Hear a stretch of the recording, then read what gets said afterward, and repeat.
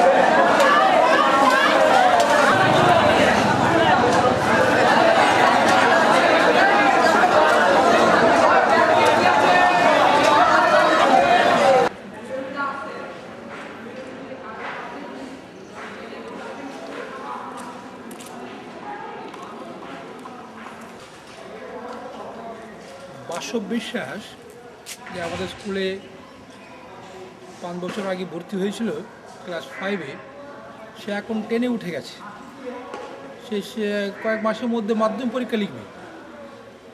এই মুহূর্তে সে টেস্ট পরীক্ষা লিখছে। আজকে তার ভৌত বিজ্ঞান পরীক্ষা হয়ে গেল।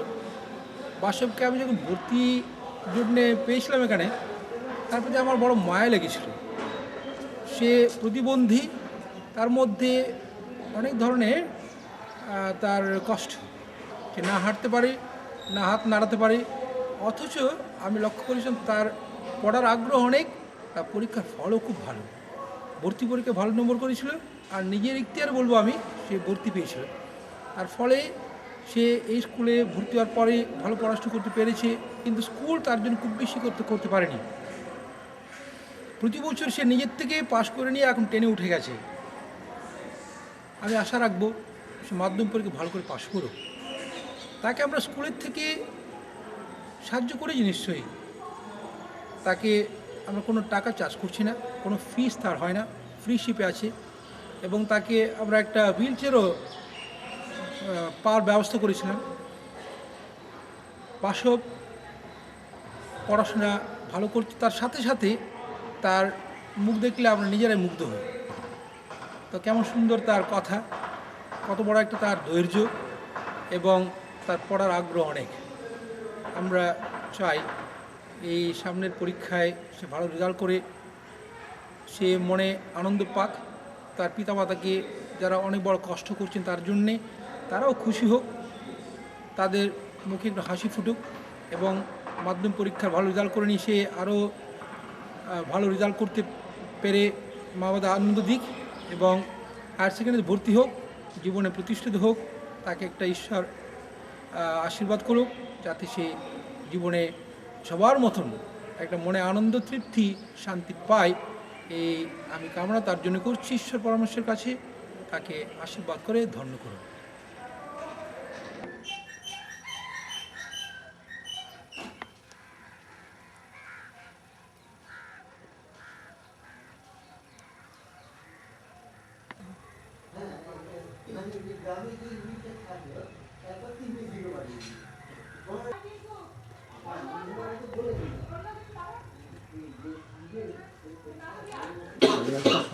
তারপরে আমি কাজগুলো বানালাম।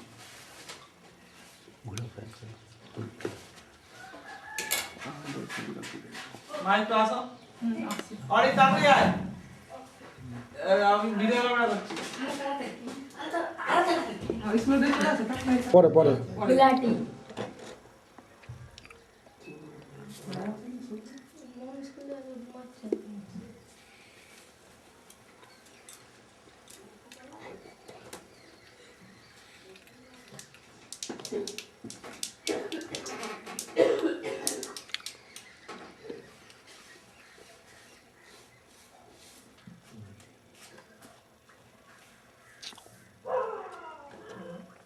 ওই বইটা টেনে নিয়ে যে কোনো একটা বই টানতে পারছিস না হয়তো। এই যে কলমটা যে এখানে পড়ে আছে, এই কলমটাও নেওয়া আপনারা? এটা কি আমি না এটা এটা এটা দেখে দিচ্ছি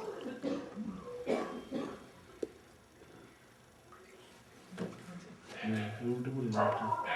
এটা পড়ে হবে না না, আচ্ছা কোনো পেন এই যে যখন এরকম উল্টে পড়ে যায়, তখন আমাকে আবার এরকম করে এই এই করে বসাতে হবে। উঠিয়ে দাও, উঠিয়ে দাও। এই আলুটাকে গরম লাগে এবার হাতটাকে ঠিক করে দাও, যেমন হাত ঠিক করে দাও। এবার তুই পেন খুলে লিখে দাও, একটা খাতা দাও। না খাতা দাও লিখাটা প্র্যাকটিস করো সব কিছু কিছু পাচ্ছে। আমার দিকে যাবো তো একটু।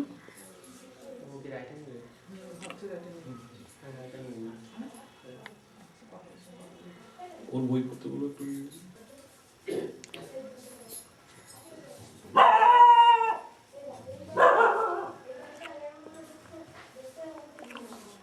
ওকে বাইরে তুই বন্ধুরা সব সহযোগিতা করে আর কি।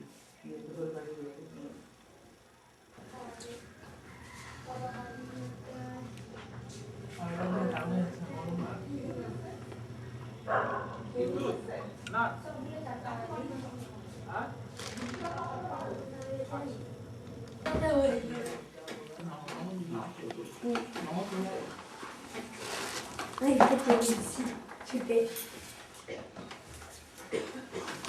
রিয়ালটাই আমার গরম লেগে গেছে। তুমি আগে এদিকে চলে যাও। না না না আমি যাবো যাবো কোন রুমে যাবে?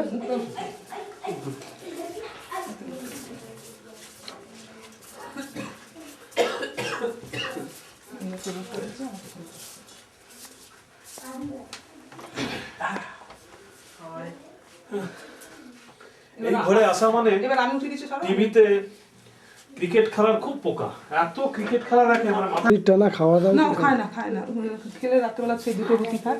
ওখানে নিয়ে যাবো মামা। এই দাঁড়া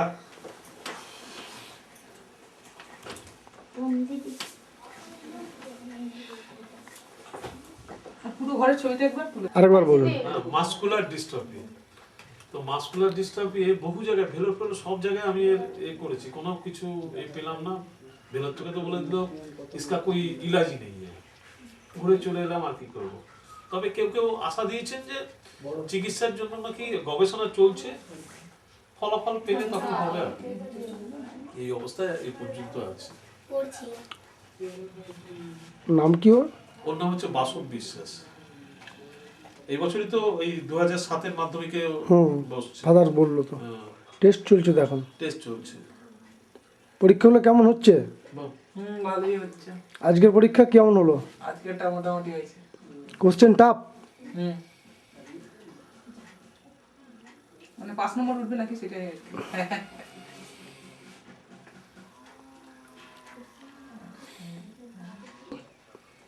চেষ্টা করো আস্তে আস্তে, একটু করো না। তুই ঝুঁক কেমন হয়ে ঢুকছিস। এই কথাটা তাড়াতাড়ি ও সাধারণত এখানে খায়, এই যে ঝুঁকে বসে। চালান ছেড়ে দিচ্ছে।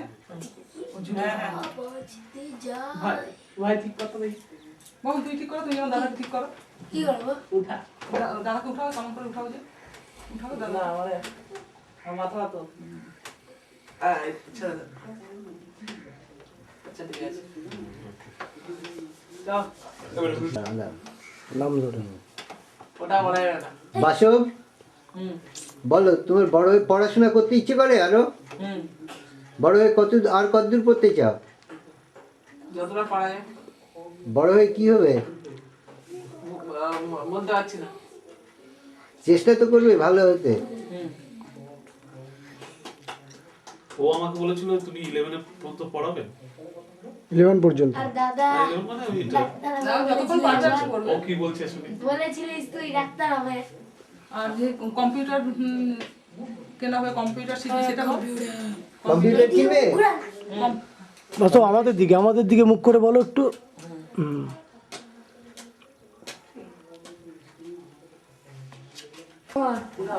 চিংড়ি আসার খাবার শোন না। চিংড়ি আসার খাবার ঠিক আছে নামো। একদম উপরে। আচ্ছা এবার আমার জিডিএসের সব দেখি। দাঁড়ান, এটা হয়নি আমার। উপরে। ঠিক আছে। দাদা সবচেয়ে উপরে। দাদা সবচেয়ে উপরে গেছি। আমিও পারবো। এবার ঠিক আছে। না না তার যায়নি ওই বাড়ির পর্যন্ত গেছে এত দূর গেছে না এত দূর গেছে। হ্যাঁ নিয়ে আসুন আস্তে আস্তে।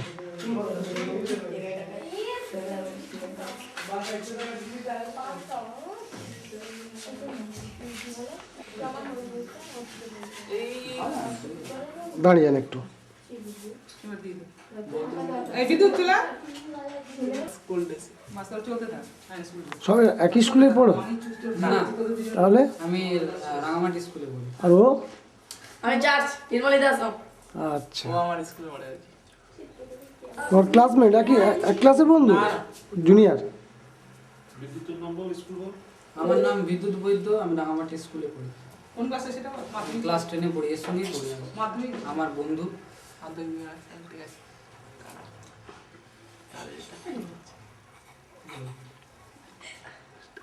না ওর হাতে তুলে দে। ও গোপালে তোদের উঠবে। মাস্টাররা চলা না। চলতে থাকবে। মাস্টার দাঁড়িয়ে থাক।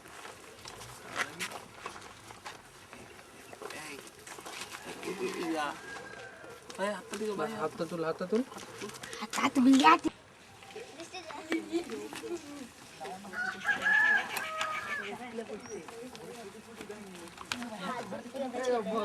অরিন্দম আমারটা নিয়ে আসবি তো।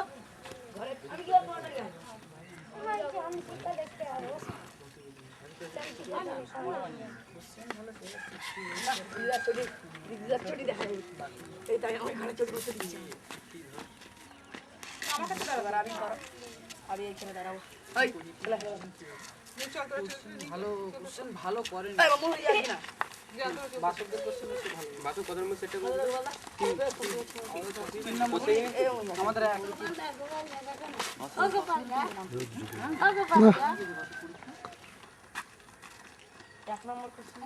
এক নম্বর সেট।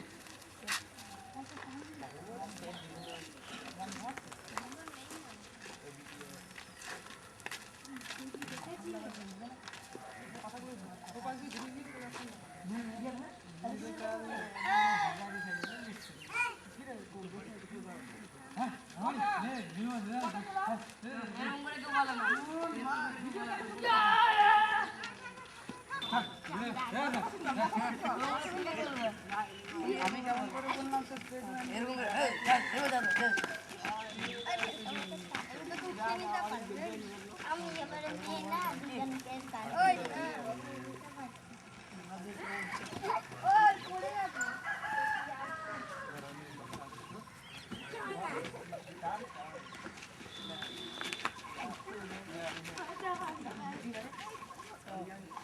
এবার কি করে খুলবো নাকি?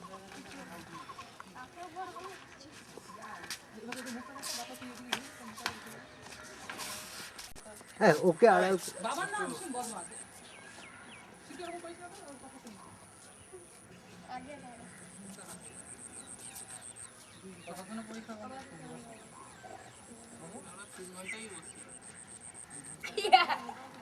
লাস্টে স্যার খাতাটা আসবে। আমাকে লাস্টে স্যার না খাতাটা আসবে বলে খাতা দাও। পুরো বাড়িটা ধরে নিলাম একসাথে। চলো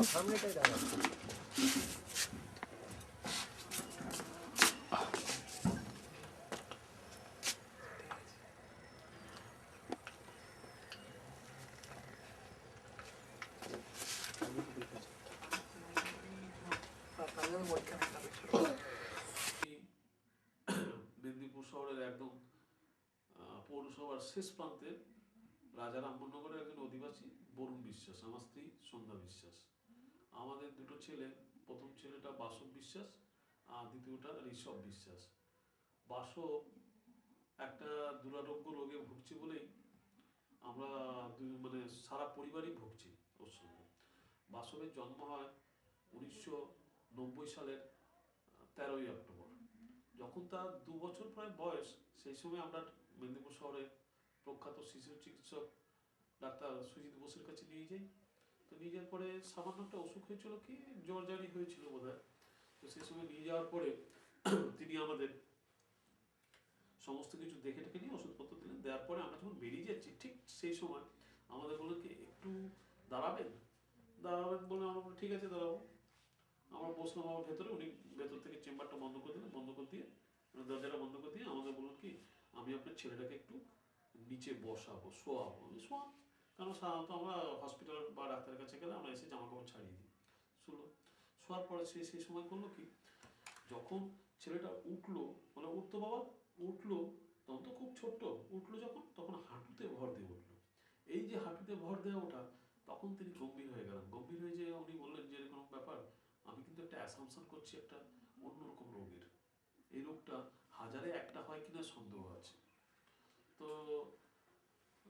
কি রোগ তিনি কতগুলো আমাদের ওনার প্যাডে, আলাদা করে প্যাডে আমাদের লিখে দিলেন নাম ঠিকানা, বাঙুর ইনস্টিটিউট অফ নিউরোলজি, সেখানে যে ইএমজি, তারপরে ইসিজি, তারপরে সিপিকে এস্টিমেশন অফ ব্লাড, এইসবগুলো করলেন। তো আমরা গেলাম। তো বাঙুর ইনস্টিটিউটে সমস্ত কিছু হলো না। তো ইএমজিটা তো হলোই না। ইএমজিটাতে উনি একটা ডেট দিলেন প্রায় 6 মাস পরে।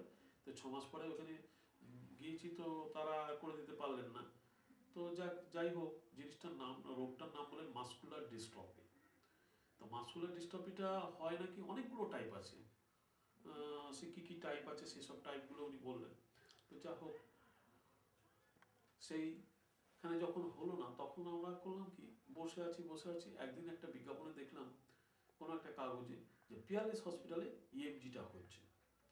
তা আমরা দৌড়ে গেলাম পিয়ারলেস হসপিটালে, সেখানে ইএমজি সমস্ত কিছু কমপ্লিট করে দিয়ে ওখানে ডাক্তার তাপস ব্যানার্জি বোধহয় ছিলেন, তিনি আমাদের তবুও মানে তিনি বললেন যে এর কোনো চিকিৎসা কোনো নেই, তবে আপনারা ভেঙে পড়বেন না। তখন তো খুব ছোট 2-2.5 বছরের বয়স, এই গবেষণা চলছে, এই গবেষণা চিকিৎসাটা, তো এর গবেষণা ফলাফলটা আপনি পেয়ে যাবেন, ভালো কথা। তো সেই বসে থাকতে আমরা ভেলোরেও গেলাম, ভেলোরেও সমস্ত কিছু টেস্ট হলো, হওয়ার পরেও তারা বললো, তার তো ভাষাতে তারা ওইরকমই বললো যে ইসকা কোই ইলাজ নেই। এরপর আমরা বিভিন্ন রকম চিকিৎসা বলতে কি হোমিওপ্যাথি, অ্যালোপ্যাথি তো চলছেই, অ্যালোপ্যাথি তো বন্ধ, কারণ অ্যালোপ্যাথি তো ওরাই মহারথী, তাদের উপরে তো আমরা কিছু বলতে না, কিন্তু হোমিওপ্যাথি অনেক রকম করলাম, আয়ুর্বেদিক, ঠাকুর দেবতার কাছে যাওয়া, সেই সব জিনিসগুলোও রইল। তো এই করে করে আর কোথায় যাই। তো এক সময় আমি আজকালের যে সুস্থ বলে যে কাগজটা আছে তাতে একবার একটা পোস্টকার্ডের চিঠি লিখলাম। বিষয়টা এইরকমই যে আমার ছেলে তখন বোধহয় 9 বছর বয়স, আমার ছেলে অমুক মাসকুলার ডিস্ট্রফিতে ভুগছে, এখন তার বয়স 9 বছর, তো এর কি কোনো, আমি ভেলোরে নিয়ে গেলাম, ভেলোরে বললো যে ইসকা কোই ইলাজ নেই, সত্যি কি কোনো এর চিকিৎসা নেই? ঠিক এইটুকু ছোট্ট একটা চিঠি দিয়েছিলাম, তারা ছাপিয়েছিলেন এবং তাদেরকে ধন্যবাদ। তো চিঠি ছাপানোর পরে প্রায় 4টে জায়গা থেকে আমার কাছে চিঠি এসেছিল যে আপনি ছেলেকে নিয়ে আসুন, অথবা ছেলের প্রথমে বিবরণটা পাঠান, ছবি পাঠান, আমরা দেখছি কি করা যায়। তো গেলাম, কোথাও যাওয়া হয়নি, একমাত্র এই সল্টলেকে একটা আছে national institute of homeopathy institute, সেখানে গিয়েছিলাম। সেখানে যে সমস্ত রকম চিকিৎসা ওনারা সব কিছু দেখে টেকে নিয়ে ওষুধ দিলেন, তাতেও কিছু নেই। শেষ খবরটা কি, আমি বোধহয় খুব সুন্দর 2003 কি 4 হবে, ডিসেম্বর মাসে একদিন কলকাতা দূরদর্শনে খবরে দেখলাম যে বিজয়গড় স্টেট জেনারেল হসপিটাল, সেখানে স্টেম সেলের উপরে একটা কাজ হচ্ছে এবং সেই কাজটা নাকি এইসব স্নায়ু রোগের ব্যাপারে। তা আমি এক সময় তাদের সঙ্গে কথাবার্তা বলে সেখানে গেলাম, সেখানে ডাক্তার নিরঞ্জন ভট্টাচার্য এবং মহুয়া ভট্টাচার্য, তারা এটা নিয়ে কাজকর্ম করছে। তো ও রোগীও রয়েছে, এই রকমের রোগী না হলে স্নায়ু রোগের রোগী, স্নায়ু রোগের। তো তারা আমাদের বললেন যে আপনি এক কাজ করুন, একটা এফিডেভিট করে দিন আর লোকাল এমএলএ একটা সার্টিফিকেট করে আমাকে দেন, আর বিভিন্ন রকমের যা চিকিৎসা করেছেন ইতিমধ্যে সেসব কাগজপত্রগুলো দেন, সেই কাগজপত্র দিলে আমরা আপনাকে ডেকে পাঠাবো, নাম ঠিকানা দিয়ে, ফোন নাম্বার দিয়ে, তাই করে দিলাম। তো এটা নাকি একদম স্বাস্থ্য দপ্তরে একদম বিধানসভায় যায়, সেখান থেকে পারমিশন হয়ে আসে। তো প্রথমেই তারা কিন্তু আমাদের আশ্বাস দিলেন যে এই রোগটা কোনো ব্যাপার না, এটা বিদেশে চিকিৎসা চলছে, খরচ 6 কোটি টাকা। আমি বললাম 6 কোটি টাকা কোথায় পাবো, আমরা পুরো ফ্যামিলি এসেছি, আমরা যদি কোনো ব্যাংক লুটও করি আমরা 5 লাখের বোধহয় বেশি পাবো না। তো যাই হোক, উনি বললেন যে না আপনাকে অত লাগবে না, কিচ্ছু লাগবে না, বিনা পয়সায় হয়ে যাবে, তো আপনাকে এইগুলো করে দিতে হবে, তো একটু অপেক্ষাও করতে হবে। সেই যে আমরা কাগজপত্র দিলাম, এখনো পর্যন্ত কোনো তার কোনো রকম হদিশই পাচ্ছি না, তারাও কোনো করছেন না। আমি মাঝে মধ্যে ওখানকার একজন সিকিউরিটি গার্ডের ফোন নাম্বার নিয়েছিলাম, তাকে ফোন করে করে খবর নিই, সেটা নাকি কে কোথায় চলে গেছেন জানি না, এই তো এই অবস্থার মধ্যে পড়ে আছি। তারপরে ওকে নিয়ে যত দিন যাচ্ছে তত ওজনও বেড়ে যাচ্ছে। আমি বোধহয় 2004-এ ওকে আর আমি দুজনে মিলে ওজন করেছিলাম, ওর হয়েছিল 47, আমার 54। তো সেই অবস্থায় ওকে নিয়ে আগে আমি প্রায় বছর খানিক বা বছর দেড়েক হবে, আমি আগে একা একা ওকে পাজাকলা করে নিয়ে পায়খানা বসানো, স্নান করানো আমি করতে পারতাম। আজকাল আমি পারি না, আমার স্ত্রীও আমাকে তাতে বাধা দেন যে না তুমি বয়স হচ্ছে, এরপরে তোমারও শরীর খারাপ হয়ে যাবে। এখন ও আমার সঙ্গে সঙ্গে এখন বলতে গেলে দুজনেই সমানভাবে আমরা ভুগছি। আমি তো অফিস চলে গেলাম, যতটুকু সময় অফিস যাই, তারপরেই তো তার উপরে স্ত্রীর উপরে দেখভালের ভার পড়ে যায়। ও খাওয়ায় কিভাবে, ওটা ওই এই অফিস চলে গেলে বাই চান্স যদি ওর পায়খানা পেয়ে যায়, তখন তাকে ফোন করে ডাকতে হয় বাবাকে যে তুমি চলে আসো তাড়াতাড়ি, ওর পায়খানা পেয়ে গেছে। কেননা আমি ওকে উঠিয়ে যে পায়খানা নিয়ে যাবো সেটা আমি বহন করতে পারি না, ওকে উঠাতেই পারি না। সেই জন্যই দরকার হয় বাবাকে ফোন করে ডাকলো, বাবা এসে তারপরে ওকে পায়খানা করিয়ে দিয়ে আবার উনি অফিস যান। তারপর ওকে বাইরে বের করবার হলে ওকে তো উঠিয়ে আমি একা বাইরে বের করতে পারি না, সেই হুইল চেয়ারটা নিয়ে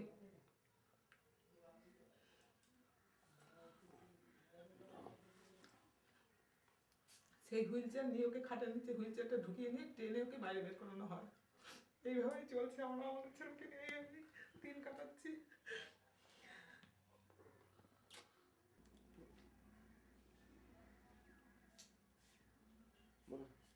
এমনি ছেলেটা আমার পড়াশোনায় খুব ভালো, মোটামুটি ভালোই রেজাল্ট করতো, ছোটবেলায় তো স্কুলে স্ট্যান্ড করতো, এখন যাই হোক মোটামুটি পড়াশোনা করছে আর কি।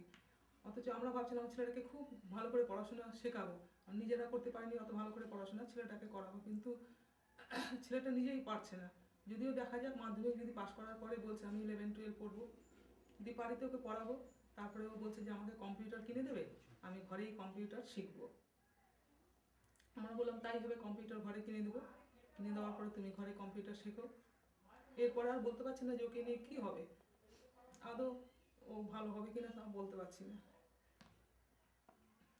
আমরা চাইছি যে ও ভালো, ঠাকুরকে জানাচ্ছি যে আমার ছেলেটা যেন হাঁটাচলা করতে পারে, নিজে নিজে যেন খেতে পারে, নিজের পড়াশোনা নিজে যেন করতে পারে, এটাই আমরা চাইছি। কিন্তু ও তো নিজে কিছুই করতে পারছে না, এমনকি মশা কামড়ালে মশাটাও আমাদের তাড়িয়ে দিতে হয়। এই যে পড়তে বসলে তার বইয়ের পৃষ্ঠা আমাদের উল্টিয়ে দিতে হবে, বইয়ের পৃষ্ঠাটা উল্টিয়ে দিতে হবে, তারপরে পেনটা ওকে খুলে দিতে হবে, তারপরে খাতার পৃষ্ঠা উল্টিয়ে দিতে হবে, পড়া হয়ে গেলে আবার সেই পৃষ্ঠাটা উল্টিয়ে দিতে হবে।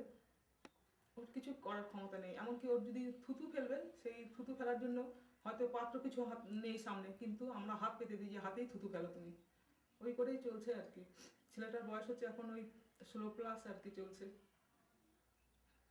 ওকে ছেড়ে আমরা কোথাও যেতে পারি না, মানে দুজনের মধ্যে একজন কাউকে আমাদের থাকতেই হবে। হ্যাঁ, কাছাকাছি কোথায় কোনো বিয়ের অনুষ্ঠান হলে ওকে নিয়ে যাই, আমরা হুইল চেয়ারে করে বসেই ওকে নিয়ে যাই। তবে ও যে অবস্থায় আছে অন্য কেউ হলে কি করবে আমি জানি না, ও কিন্তু এতটুকু অবহেলার মধ্যে নেই। আমরা যথেষ্ট ওকে আমরা সব সময় সঙ্গ দিয়ে আছি, এবং যতটা পারি আমরা যেখানে যা পারা আছে, দরকার হলে পুজোর সময়, কারণ এমনিতেও মাঝে মাঝে আমরা ঘুরতে চলে ছোটোখাটো জায়গা, আর মারুতি ভাড়া করলাম, দিব্যি বেরিয়ে চলে গেল। এই খিদে লেগে গেলে যেমন খুব বলে যে আমার খুব জোরে খিদে লেগে গেছে, এইবার খাওয়াতে গেলে সেই খাবে খুব অল্প, সে অল্প একটু ভাত খাবে, মাছ খেলে ছোটো পিস 1 পিস মাছ, মানে মাছ বড় মাছ খেতে চায় না, শুধু ছোট মাছের ঝাল, বেশ তেল মশলা দিয়ে করে দিলে অল্প একটু ভাত খাবে, খাওয়া দাওয়া অথচ ওর দিনকে দিন ও এত ওয়েট বেড়ে যাচ্ছে, সেই ওয়েটের জন্য আমরা ওকে উঠাতেই পারি না, সামলাতেই পারি না। কোনো রকম বাবা যদি ঘরে না থাকে, বাই চান্স পেচ্ছাপ পেলে পেচ্ছাপটা আমি করে দিতে পারি, কিন্তু পায়খানা আমি ওকে করে দিতে পারি না। এই খাওয়ানোর থেকে শুরু করে এমনকি জামা প্যান্ট পরিয়ে দেওয়া সবই ওকে করে দিতে হয়, জামার বোতাম লাগিয়ে দেওয়া, হাত চুলকালে হাতটা একটু চুলকিয়ে দাও, চান টান করে আসার পরে এবার চোখটা আমার চুলকাছে, চোখটা চুলকিয়ে দাও, কিংবা চোখে একটু জলের ঝাপটা দাও, চোখটা একটু মুছিয়ে দাও, সারাক্ষণ ওর টুকিটাকি কাজ সারাক্ষণ ওর করে দিতে হয়। ওর কাছে কেউ না কেউ একজন থাকতেই হয়, ওর বাবা থাকবে, না আমি থাকবো, না ওর ছোটো ভাইটি থাকবে, ভাইটি ওকে করে দেয়। এইবার বিকেল হলে ছেলেকে হুইল চেয়ারে নিয়ে বাইরে একটু ঘুরিয়ে নিয়ে আসি, ঘুরিয়ে নিয়ে এসে আবার সন্ধ্যাবেলা মাসমশাই আসলে আবার ওকে আমি একা খাটে উঠাতে পারি না, ওর বাবা আসে অফিস থেকে এসে ওকে কোলে করে উঠিয়ে হুইল চেয়ার থেকে খাটে বসানো হয়, তারপরে ওকে খাওয়া দাওয়া করানো হয়। এইভাবেই চলছে দিন। তাই ঠাকুরের কাছে আমাদের প্রার্থনা, ঠাকুর আমাদের ছেলেকে যে করেই হোক একটু সুস্থ করে দাও ঠাকুর, যেন নিজের কাজকর্ম নিজেও করতে পারে। এই বলে আমি আর কি বলবো বলুন, এই তোমার ছেলে। ও এত বড় হয়েছে, ছোটরা কাঁদে কিন্তু বড়রা তো কাঁদে না।